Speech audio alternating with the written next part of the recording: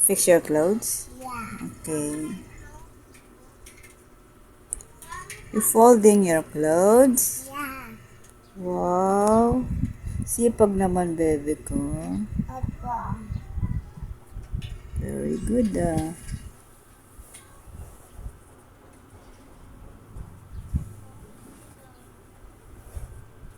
Wow. Okay. Oh, inaayos mo ang box, ah. Bakit magulo? Opo. Magulo kasi, no? Sino nang gugulo? Si Gia. Ah, si Gia din nang gugulo?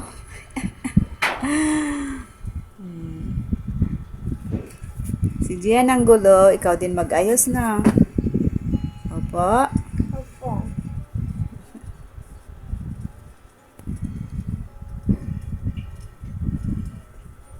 Bait-bait naman yan. Bakit? Itchy? O, dali na. Nangangati ulo mo. Mag-ayos ko na ako. Mamaya, babalik ka sa school. Hindi na alam eh. Grabe lakas ng ulan kanina. Mama. Oh. Ilagay mo na sa box mo. Galing. Ay, si Dad. Baliktad? Opo. Baliktad? Okay. Wow. Very good si Gia ngayong araw.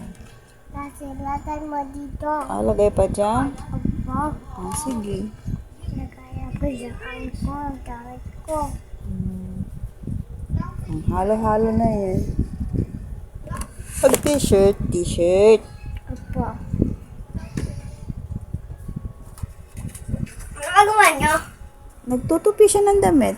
Ako alam eh. Hindi. Alam ni Gia eh.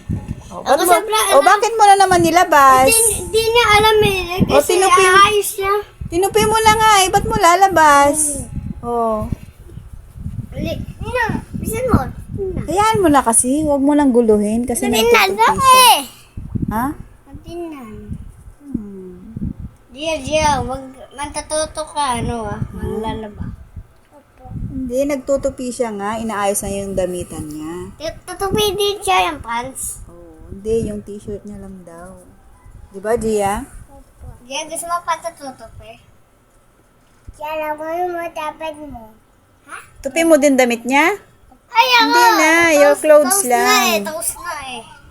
Diba? Yeah, Sipag-sipag yeah, nga ni yeah, Aling maliit. Yan, tsaka yan. Ako nalagay ko.